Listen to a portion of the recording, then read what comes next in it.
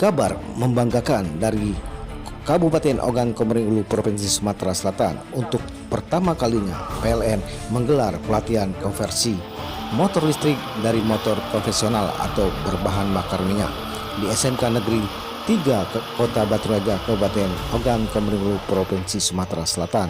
Kegiatan ini berlangsung selama 4 hari mulai dari tanggal 1 hingga 4 September tahun 2025 yang melibatkan guru-guru SMK se-Kabupaten Oku Raya, yakni Kabupaten Oku, Oku Timur, dan Oku Selatan, serta siswa dari SMK Negeri 3 Kabupaten Oku.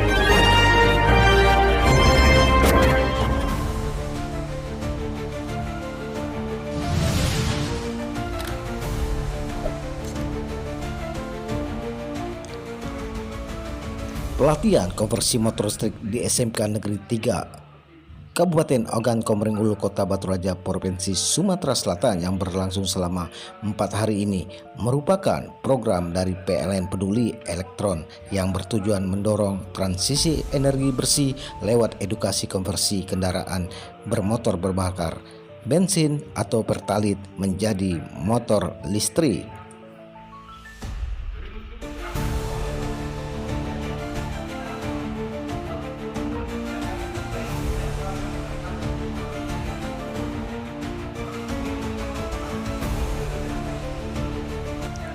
Konversi dilakukan menggunakan dinamo dan baterai bertegangan 72 volt. PLN juga menggandeng PT Braja dari Kota Surabaya, Provinsi Jawa Timur sebagai pelatih teknis dan memberikan bantuan motor praktek kepada SMK Negeri 3 Kabupaten Ogan Komering Ulu.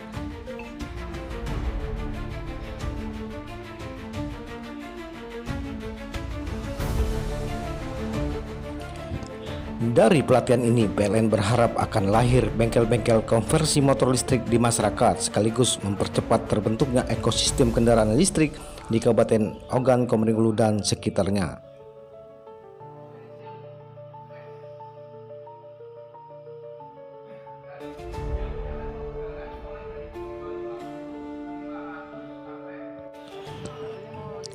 Para guru dan siswa mengaku antusias karena bisa belajar langsung teknologi masa depan otomotif yang ramah lingkungan.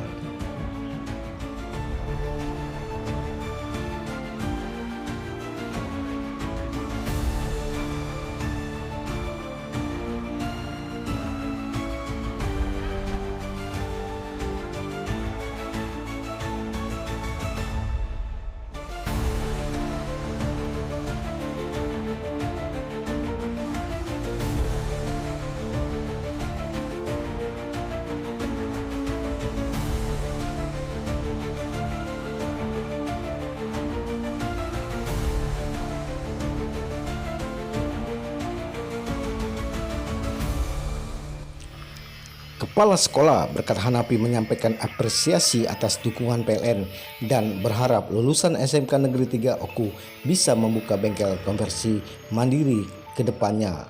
Satu langkah maju dari dunia pendidikan untuk masa depan energi yang lebih bersih.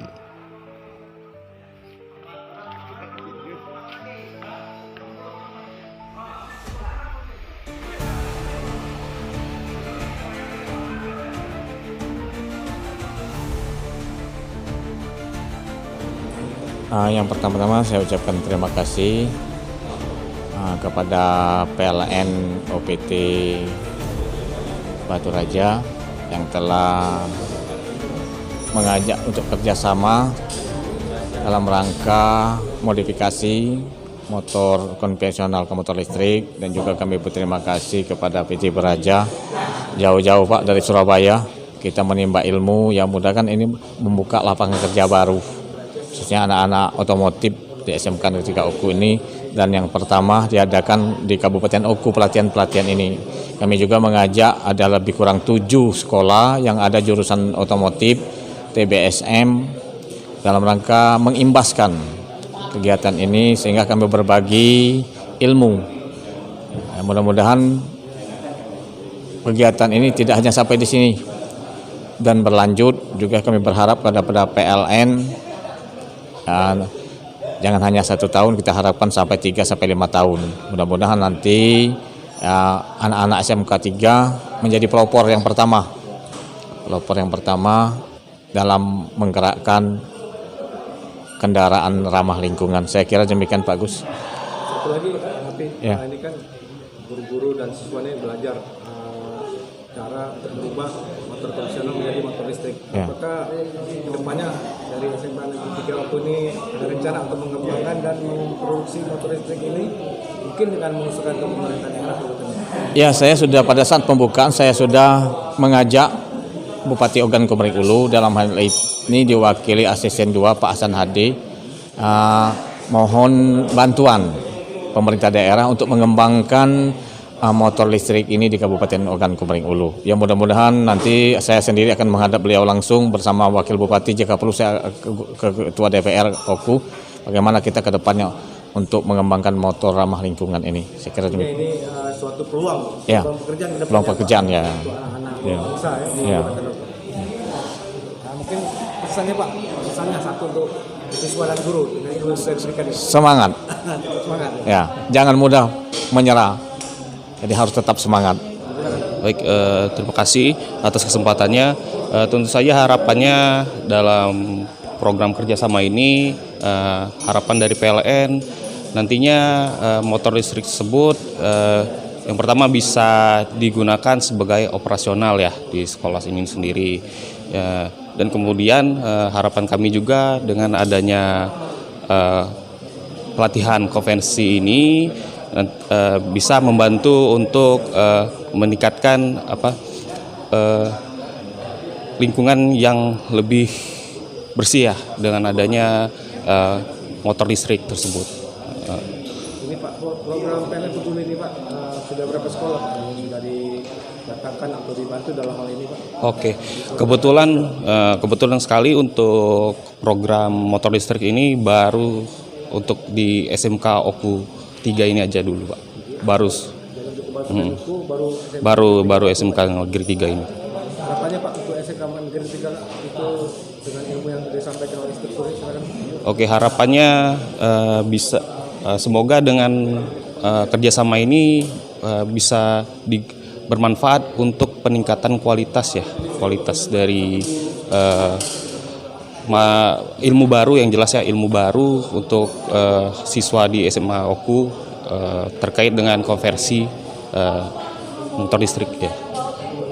Saat ini saya berada di bengkel praktek SMK Negeri 3 Kabupaten Ogan Komering Ulu Provinsi Sumatera Selatan bersama Pak Uta ya. Yep. Pak Uta ini instruktur yang sengaja didatangkan SMK Negeri 3 Oku terkait dengan program PLN Peduli, pelatihan elektrifikasi kendaraan dan transformasi motor konvensional yang dirubah menjadi motor listrik ya Pak Uta ya. Yep. Nah, dalam hal ini Pak Uta mungkin bisa menjelaskan bagaimana nih langkah-langkah awal cara merubah motor mesin menjadi motor listrik. Sudah itu bagaimana kendala untuk bayar pajaknya, kan ada nomor rangkanya. Karena kalau ada nomor mesin, nomor engine, kalau nomor rangka mungkin tetap di rangka. Nah, intinya mungkin Pak Uta bisa menjelaskan dalam hal ini, silakan Pak.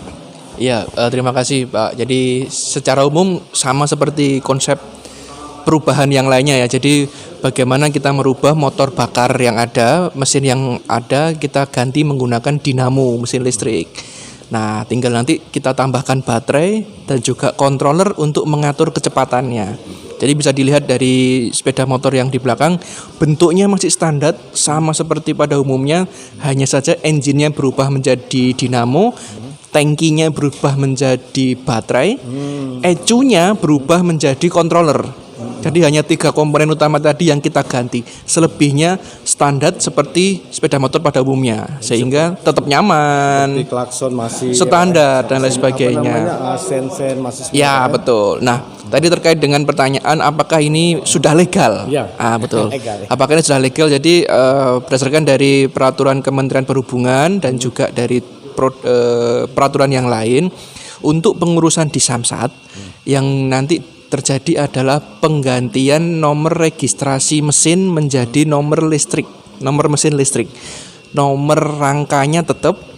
Nanti kita akan mengurus untuk mendapatkan STNK dan plat nomor baru yang ada strip birunya. BPKB-nya tetap, cuma nanti diberi keterangan bahwa sudah dikonversi menjadi listrik. Jadi di Palembang pun sudah ada Pak, di beberapa SMK dan juga customer yang lain sudah ada, tapi mungkin di Batu Raja ini baru akan dimulai oleh SMK 3 Oku.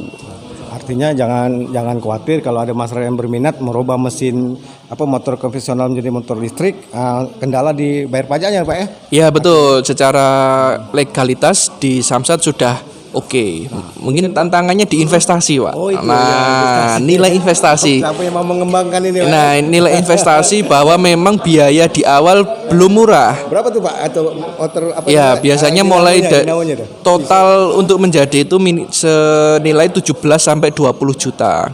Jadi awalnya besar, kemudian nggak pernah beli bahan bakar Nah lagi, ya? itu, jadi sebenarnya sama aja. Jadi nilai investasinya ditarik ke depan.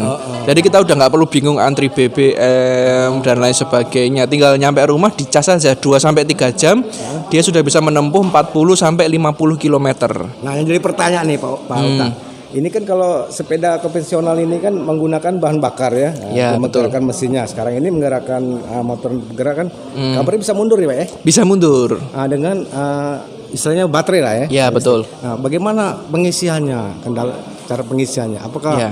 saat dia berjalan langsung ada pengisian atau bagaimana tuh? Dan dan batas lamanya berapa lama itu? Ya. Cara atau untuk baterai sendiri? Pengisian utama masih menggunakan charger, ya kan? Chargernya dayanya adalah 350 watt, yang mana itu masih bisa digunakan kalau kita ngecas di rumah. Jadi insya Allah kalau meskipun listriknya 900, 1300, itu masih bisa ngecas sepeda motor listriknya di rumah. Jadi nggak perlu khawatir. Nah, bagaimana ketika jalan hanya bisa melakukan pengecasan sedikit saat turunan, Pak. Saat turunan nanti dia seperti engine brake. Nah, tapi kalau di listrik, di engine brake-nya nanti dia melakukan pengisian ke listriknya, ke baterainya, tapi sesaat. Itu jadi hanya sebagai fungsi tambahan saja. Kalau fungsi utama pengecasan tetap dilakukan menggunakan charger yang ada tadi 350 watt. Begitu. Itu kira di baterai ini isi full ya. Jarak berapa jauh tempuh? Ya, jadi kapasitas baterai untuk sepeda motor konversi terutama yang bebek atau matic yang kecil seperti ini itu kan hanya sekitar 1500 watt baterainya. Itu bisa menempuh sekitar 40 sampai 50 kilo. 40 sampai 50 kilo. Ya. Dari Kota Batu Raja ini ke Martapura lebih dikit ya. Ya, tapi ya tergantung cara berkendara juga sih, Pak. Nah, kalau kerusakan baterai sendiri gimana itu, Pak? Kalau cara rusak atau mengalami Betul. rusak Jadi kalau baterai itu ada garansi selama 3 tahun atau 1000 cycle. belinya di mana tuh? Baterai sekarang sudah lokal, Pak. Sudah ada di toko-toko spare part motor ya? Ya, sekarang masih di Jawa sih, Pak, sudah banyak gitu. Jadi nanti kalau ada kendala apapun untuk motor, controller dan baterai semua ada garansinya, langsung nanti dikirimkan ke pabriknya saja. Jadi sistemnya dia baterai kering ya, Pak? Baterai ya sudah pakai lithium, Pak. Oh, lithium. Iya, sudah pakai lithium. Jadi baterai ini berapa Tegangannya 72. 72? Iya, 72 volt. Yang biasa dipakai kan 12 volt. Iya, betul, Pak. Artinya ini memang Pak Uta ini memang struktur yang sudah menguasai di bidang motor listrik ini sehingga didatangkan ke SMK Negeri 3 Oku. Bagaimana Pak perasaan Pak Uta didatangkan dari mana? Surabaya Pak ya? Dari Surabaya Pak, ya kan. SMK Negeri 3 Oku ini Pak. Ya. Ya. Bagian ilmunya untuk siswa dan guru-guru Pak ya. Betul. Ya tentunya pertama kita terima kasih dulu ke PLN ya melalui program PLN Peduli, program TJSL PLN Peduli bersama dengan SMKN 3 Oku.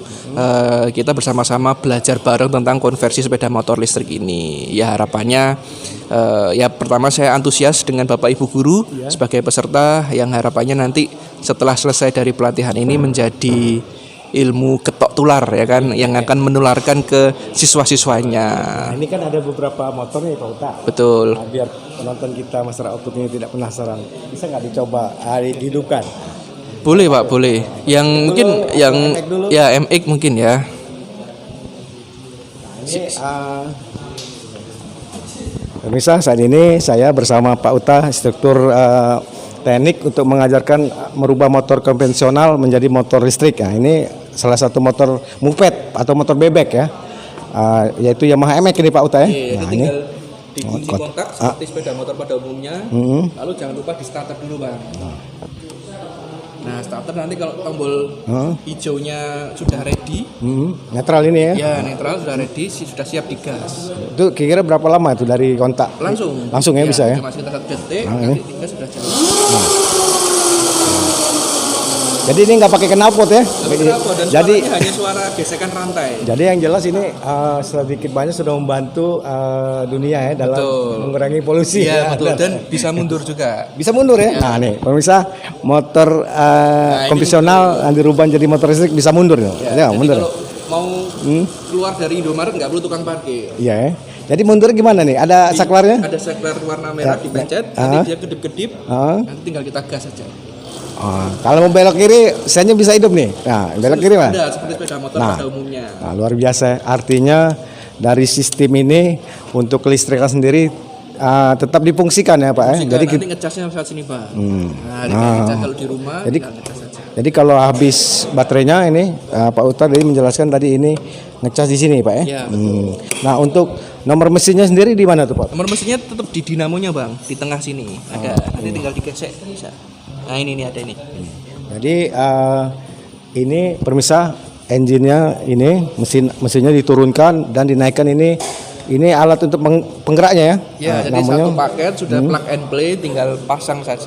Artinya ini kalau untuk dibawa ke jalan raya ini tetap safety ya Pak ya. Ya standar seperti pada umumnya. Jadi untuk pengereman depan dan belakang tetap berfungsi. Luar biasa pokoknya untuk SMK Negeri 3 Oku. Spare partnya pun ya seperti spare motor pada umumnya, jadi nggak ada ubahan lain itu.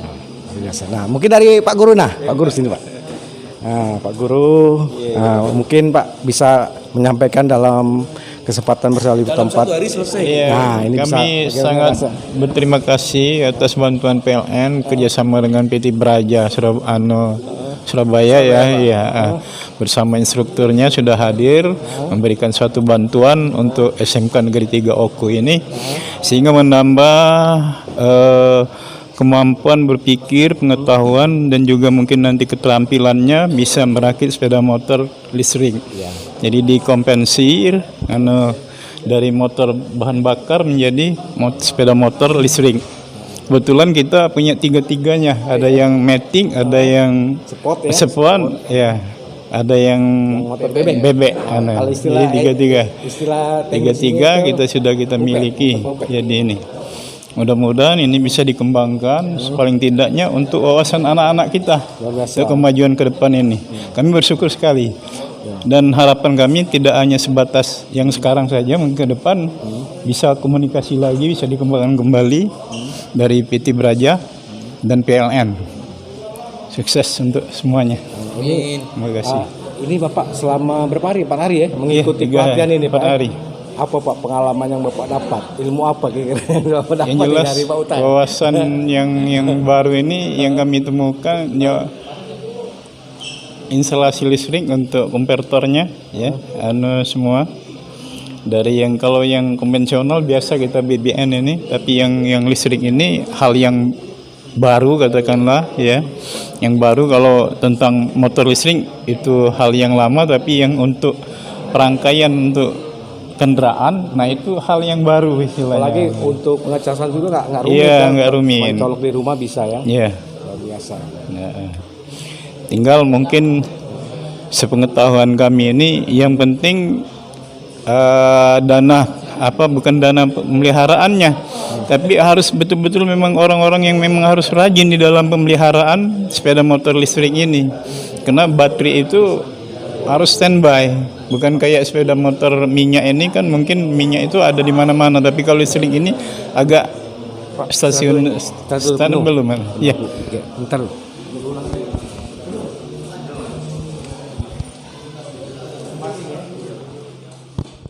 Terima kasih untuk Pak Asari selaku Kepala Program Studi Pak di jurusan apa nih Pak? TKR dan juga Pak Uka. Mungkin dalam hal ini menutup wawancara bersama Liputan TV, mungkin ada yang ingin Bapak sampaikan tentang ilmu yang sudah Bapak sampaikan ke guru-guru dan juga siswa SMK Negeri 3 Oku. Silakan Pak. Baik, jadi konversi sepeda motor listrik ini kelihatannya baru, tapi sebenarnya bukan hal yang baru. Karena logika berpikirnya sama. Nah, makanya sebenarnya kita di sini dalam rangka bersama-sama membangun logika berpikir saja sih sebenarnya. Nanti harapannya siswa dengan menambah pengetahuan ini juga dia bisa menambah potensi peluang kerjanya. Ya kan? Bisa bekerja di industri kendaraan listrik, jadi bengkel di dealer mobil listrik dan lain sebagainya.